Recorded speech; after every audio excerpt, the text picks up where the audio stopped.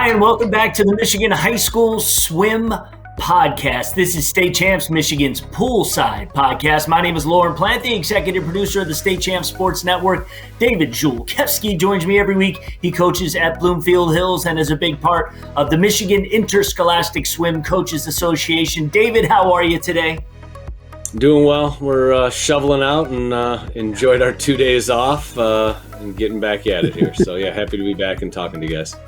That's right. I think our guest was not as fortunate. I think we got a little worse than out there on the west side, which is what we're talking today, some west side swimming. And joining us on the podcast is the head coach for both the girls and the boys at Forest Hills Central High School. His name is Dennis Neat. Great to have you on the program, Coach. Really appreciate your time.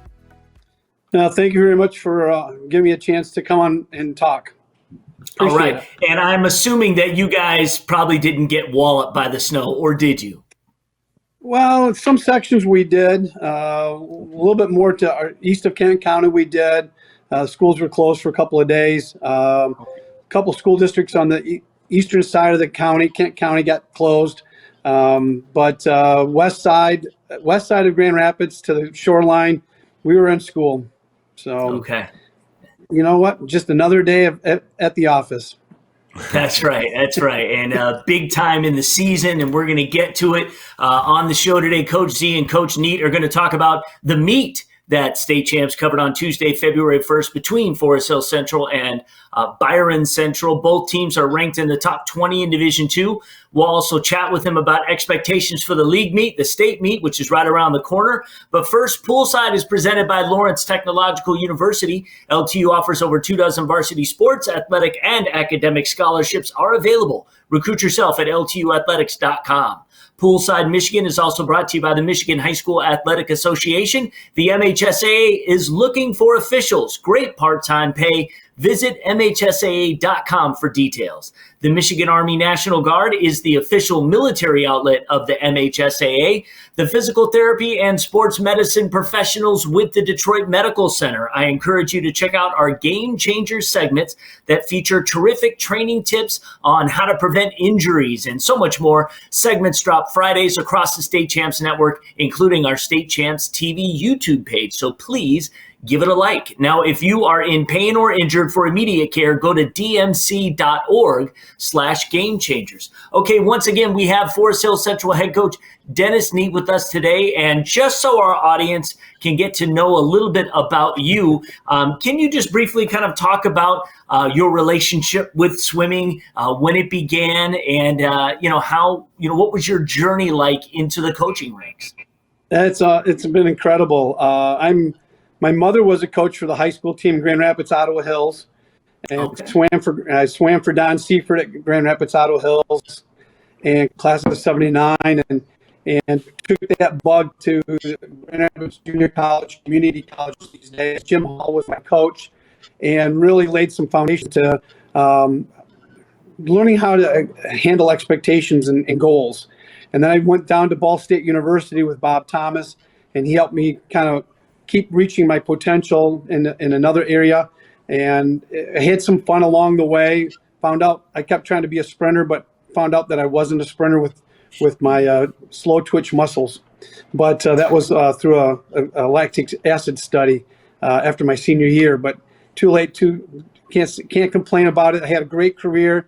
They gave me those. They were great mentors, along with Butch Briggs at East Grand Rapids and Tim Jaspers, former Forest Hills Central coach, have been phenomenal people to kind of talk and keep working with. So I've been at Forest Hills for 35 years. I've been blessed with an array of situations that are most unique to everybody. We are a 3-district school, and after nearly 15 years of coaching Forest Hills Northern, the boys program got morphed into a 3-school co-op as we opened up our third sister school 20 years ago. And so for 18 years, we swam as a 3-school co-op under the boys banner. And then 3 years ago, MHSA denied our request to keep the school, and we sat down as a district and we looked at how we had it. Girls had a setup where it was Forest Hills Central and Northern Eastern as the 2 schools. and we decided to use that model for the boys. And so this is the third year that we've split the boys program, and I had to make the difficult choice of which team to go to. That was not an easy decision. Telling a group of kids that you worked with for 1, 2, or 3 years that you're going to go to another school, and because of the split, that was a unique and difficult challenge right there. So we've been trying to rebrand, re-energize the Forest Hill Central program because for 20 years they've been co-opted with programs with Lowell and with Forest Hills Northern and Eastern. So I've been really blessed with some phenomenal athletes and dedication, and our numbers are not strong. We're at 17 this year, but we are very competitive and might not win every meet, but we're going to give everybody the best show that we can. Wow, that's a really unique situation that you're faced with. I mean, we do see the co-ops happen in a lot of sports, like hockey, for example, and things if they don't got enough to, have a full program. Was the decision to branch off just because the numbers were great? The health of the sport was really strong? I was challenged to energize the 3 schools or kind of build the program. Our numbers were not, for Forest Hill Central, the numbers were down. In Northern, we were healthy. And so they came to me and said, we're going to combine the programs. We're going to keep it internal in the district. We're not going to join an outside school. It's going to be internal. Your job is to build it back up. And so the last 2 years, because co-ops are renewed every 2 years, we were running a 3-school co-op with 50 plus kids. And so I had done my job there. Fortunately, unfortunately, then we had to make the break. And I have to confess that through the last 3 years, it has been the most unique set of circumstances to try to recruit. When you have a situation like first off, we had a break off unexpectedly. Then we had the pandemic year, and then we've had just some mental health issues of, can I do this sport, can I do this, can I do that, and we've lost some kids because of the uniqueness of the last 3 years. So it's been a little bit more of a struggle in getting participation back. It just was unforeseen timing that took us in a whole new different direction. And also we rebranded our middle school program. So that's now kind of not quite there yet, but it's a 3-school middle school program. So it's building for the 2 high school teams. So it's not an easy solution, but it's a work in progress.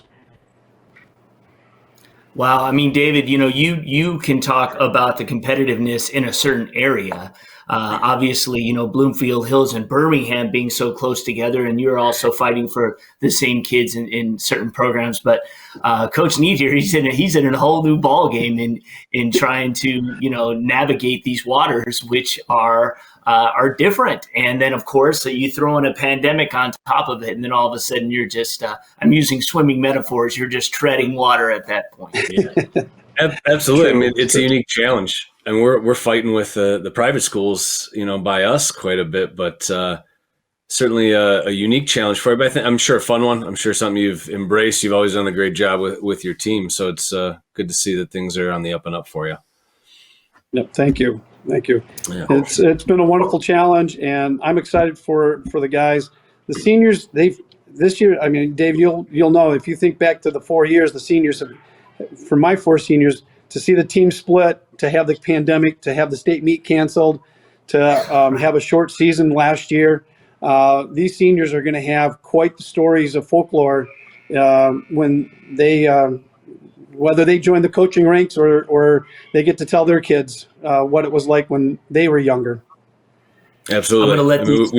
We joke about walking uphill both ways in the snow to get to practice. These kids are going to have some very, very unique stories and some good jokes, I'm sure. So Yeah, and I'm going to let these two go at it and talk about the meet that took place, because we've been having a lot of fun over the past few weeks, really kind of breaking down the individual results and kind of talking more about what took place.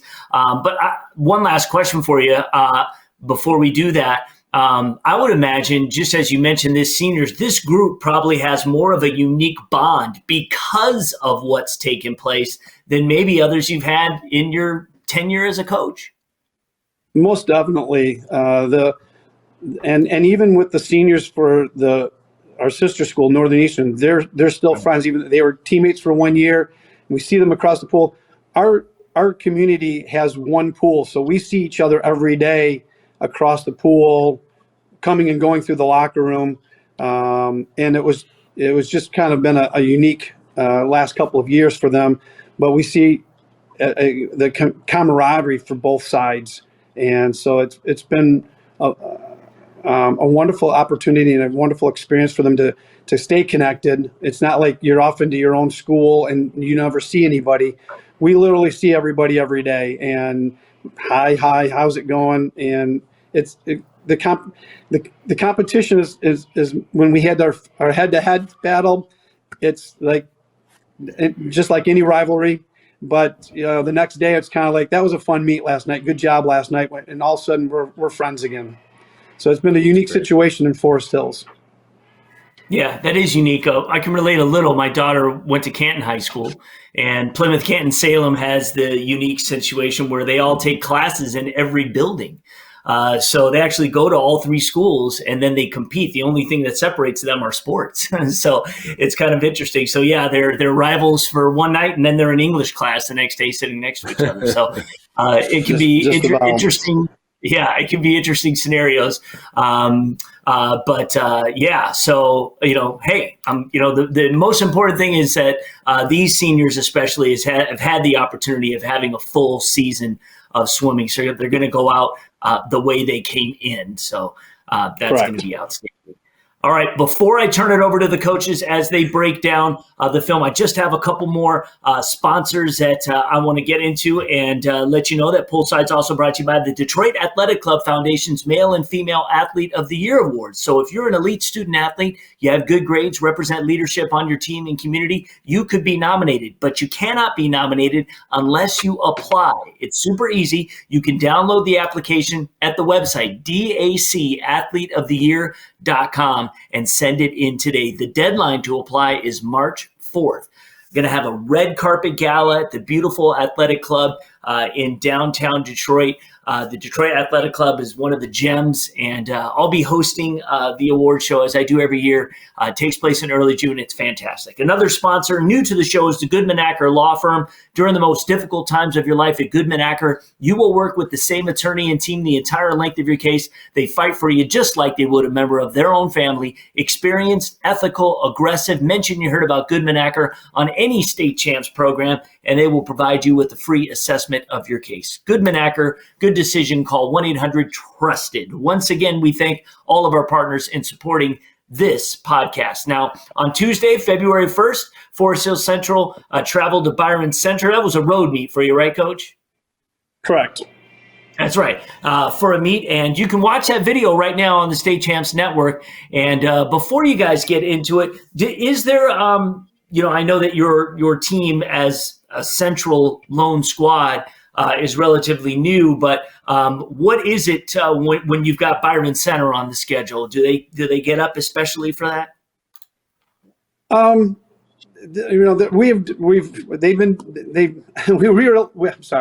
realigned our league a couple of years ago, and so they're a new competitor to our program within the conference, and as a D2 program, now that we've been refocused as a D2 program, we now see them at the state meet. So the opportunity to go to head to head, so to speak, is a wonderful challenge. They got great athletes, well coached. Just another opportunity to see where we are during the season as we prepare for conference and state meets. All right, David, take it away. For sure. So obviously, some realignment and stuff like that, starts to build up a good rivalry. Were there any races or any strategies you had going into the meet that you were focused on? Every meet, when you know that it's going to be as fairly close as this meet turned out to be, we knew that there was going to be a few focal points. 50 free, 100 free were a couple points that we were hoping that we could seal a point there. The other areas was we wanted to make sure that we had the 400 free relay. If it came down to it, we did, and we won that event, but not enough at the end of the meet to make a positive decision for Forest Hill Central. But it was just a meet where they just had a little bit better second and third swimmers than what we could put into the lineup on Tuesday night. Yeah, we've talked about that a little bit. Teams are built. Some teams are built a little bit better for dual meets and some for championship meets, and a lot of good back and forth. 200 medley relay and the 200 free relay. Byron Center grabs a few more points on you guys with a 1-3 finish. That certainly helps. It starts to pull them away a little bit. But early on in the meet there, Isaac Stewart had a really nice win in the 200 free. How's he been training this year, and what's he focusing on the next few weeks getting ready for league meet? Well, he's a very strong 200 freestyler and also has been developing a sprinting. So he's one of our top sprinters in the 50 freestyle as well. And we're just trying to get him some state cuts. We just can't quite get him or a couple other guys. They're just right on the line of the state cuts. And one of these days, hopefully the Miska meet, we might be able to have a wonderful experience there and get some of these state cuts out of the way. But he's been primarily our 200 freestyler, 100 freestyle, very strong freestyler for us. Versatile. He's gone 100 breaststroke in one of our meets, and he's got a backstroke to go with it. So he's a very versatile junior for us. So looking for good things for him this year as well as his senior year. Yeah, really good. So and again on the front end of that meet, Byron Center again, a few more points. They go 11-5 on you guys in the IM. Michael Grover, really strong swim, but had a nice race there for second and third. Reed Dixon getting his hand on the wall, about 2/10 ahead of Colton Orff from Byron Center. How are you doing? With the IMers, sometimes it's a little bit tough. With some of the kids having to swim all four strokes in a race. Anything unique about the IM or things Reed's working on? Reed's working on developing his breaststroke to be stronger and better. He's very, very good in the butterfly, primarily backstroke and freestyle is his strengths. But breaststroke is kind of like the weak stroke that we got to work on right now. Sam Yeager's been coming on strong. Took a fourth there, but he's been having time drops the last couple of meets in the IM, getting back to where he was a couple of years ago. Really looking for some bigger things for Sam down the stretch here. Really good. Yeah, and you talked a little bit about the 50. Austin Briggs gets 2 wins there the other night for Byron Center. 50, almost a 0.6 second win. How are your sprinters doing? You had a great 400 free. How's the real short stuff, the 50, going for the kids? We seem to be struggling a little bit with just getting a couple other developments for dual meet support. We've got a couple guys right up there pushing. Ben Rogala is doing well for us. Just trying to get him to get a better breakout and both the starts and turns and just be a little bit more competitive at the end of the races. And then Gavin Kai is another one. Isaac, if we have him in the 50 freestyle. So we've got a core of sprinters there. We're just trying to develop that next layer. And that's where we got hurt in the 50 freestyle on Tuesday night. We just didn't have that third swimmer. Benji Zorn we tried him in that on Tuesday night. He's got the competitiveness, but we just need a little bit more speed somewhere. And we were just trying to get a couple points here and there. And they got their hands on the wall a little bit faster than we could. Sure. The 100 free getting out of diving looked really good. Isaac and you had mentioned Ben, both guys put up some nice times. It looks like Ben was a little bit slower than his best, but 50.5 out of Isaac and Ben puts up a 51.7. Those are solid swims for this time of year. Again, kind of leading itself, like you were saying, to some of those sprints. They looked really, really good. I think those two guys come back on the 400 later in the meet together and do some great stuff. What about your 500 freestylers and your distance swimmers? Talk about those guys a little bit and how they're doing. We've been very fortunate. We got a couple seniors who have been really strong for us this year. Andrew Kurgis is getting back into where he was as a sophomore. Short season, I think, really hurt him in his training ability for such a 6-week, 8-week season, where he was, I think, 2 seconds off of his personal best time Tuesday night. So we're kind of getting back into the groove of finding that rhythm where he was as a sophomore. And then Alex Skank is another senior who has had phenomenal swims. He does an outstanding job at the conference meet for us, and he's gotten a lot stronger this season in the getting himself ready for the conference meet. How are your guys doing? In the OAA, especially with the girls, we're fortunate. We'll run 2 heats of everything. I see a couple of your 500 freestylers getting out of the 500 free and swimming that 2 free relay. Do you have some of those exhibition heats going? Are these guys getting out of the water with less than a minute or so rest to swim again? How are they responding to the long distance race and then into the sprinting for the 2 free relay? For us in the OK White, our numbers seem to be a little bit less than for girls, and so really we don't do heat 1 of the 200 free relay. It's varsity heat, step up, everybody's going.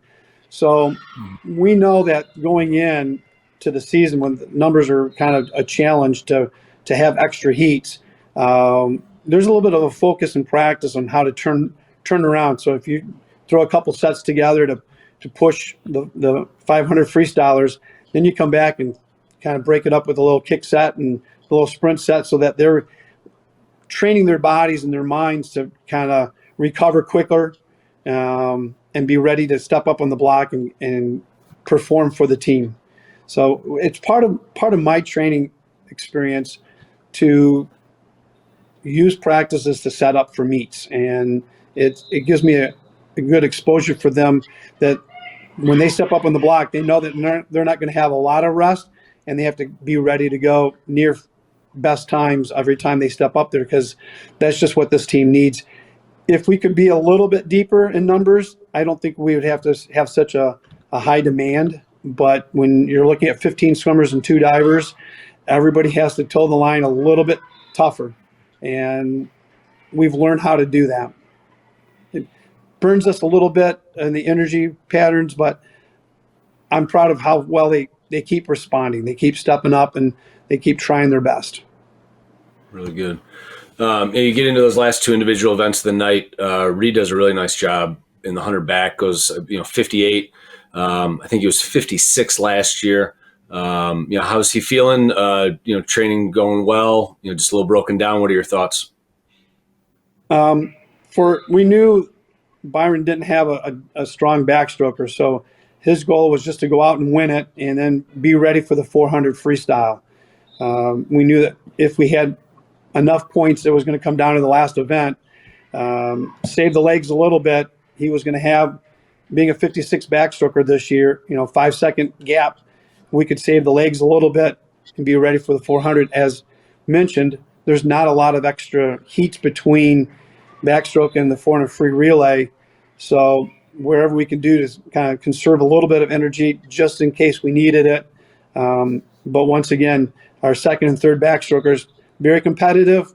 We just didn't get that place points to maybe make a swing in the meet.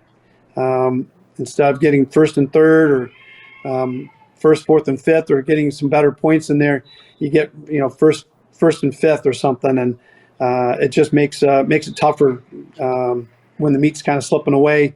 You're running out of events, and there's only so much that you can do. And knowing that Michael is going to be in the 100 breaststroke.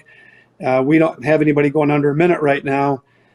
That, hate to concede points, Coach, but, there's 6 for the other team, and what can we do to counter that?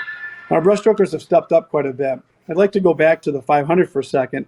We've developed a couple of freshmen that have been really making strong imprints into maybe having a little niche there for us in the future.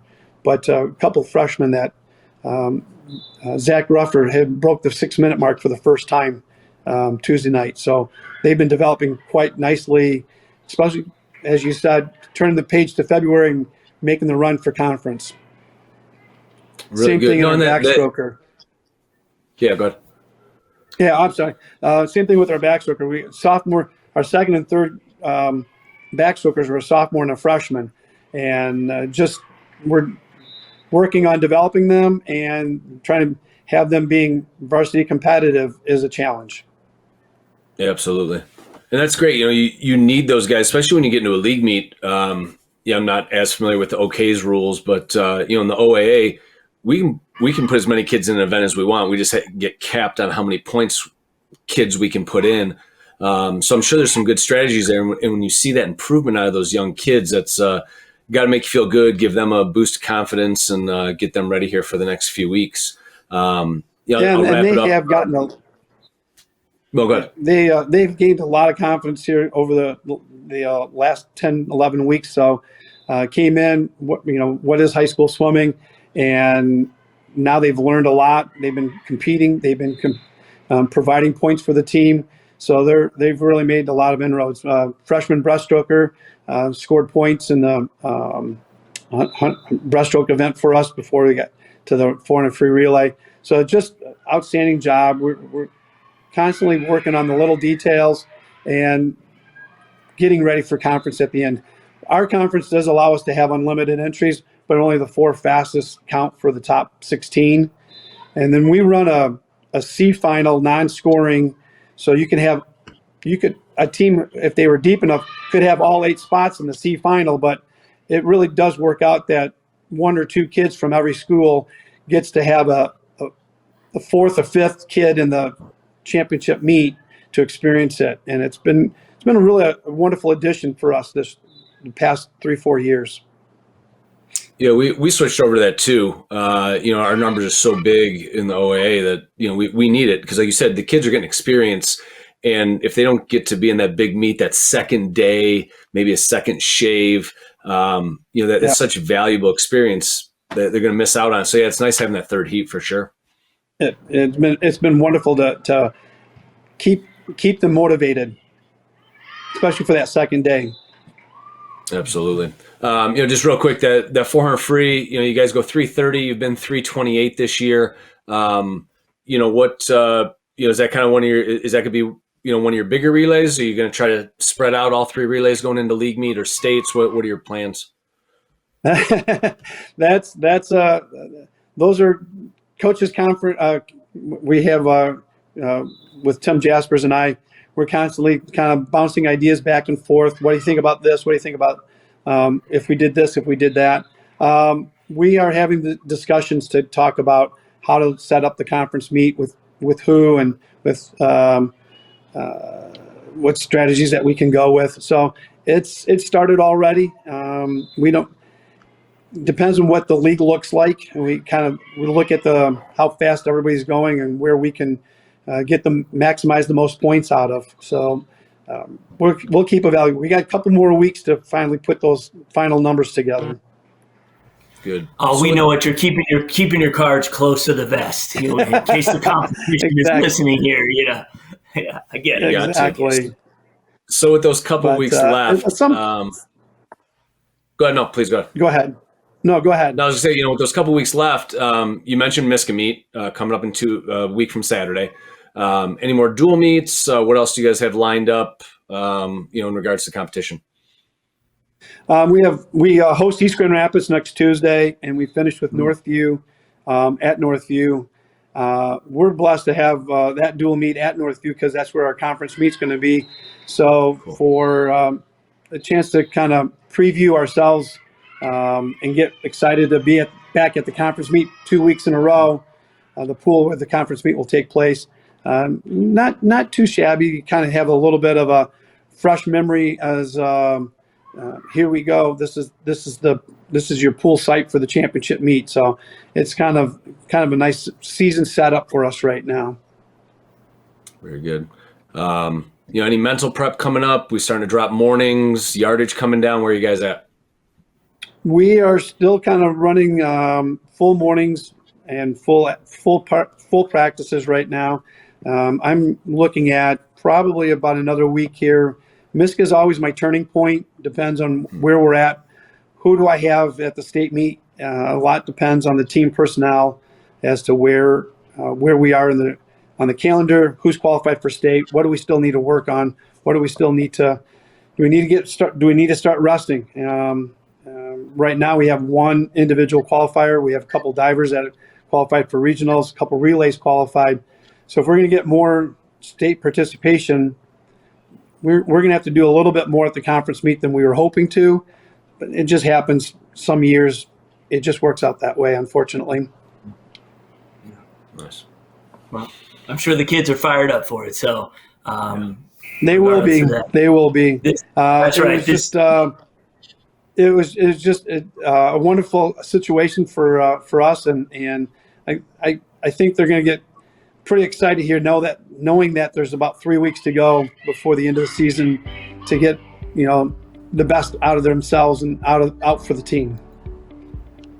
All right. Well, Coach, this has been great. I want to thank you for joining us, and thank you guys for watching. Thanks for another great show. David and I will be back next week with another guest. And remember, you can either watch or listen to the Poolside Podcast. The video is uploaded on our website, our social media channels, and the State Champs TV YouTube channel. Or you can just listen to the audio podcast by going to the platform of your choice. We use Spreaker around here. It's real easy. You just search State Champ Sports. You get all of them there. But it's on Apple, SoundCloud, Spotify, whatever platform you prefer. The show's uploaded on Wednesdays. And I want to thank our sponsors real quick: Lawrence Technological University, the Michigan High School Athletic Association, the Michigan Army National Guard, DMC Sports Medicine and Physical Therapy Team, the DAC Foundation's Male and Female Athlete of the Year Awards, and the Goodman Acker Law Firm. Once again, Dennis C., thank you for joining us.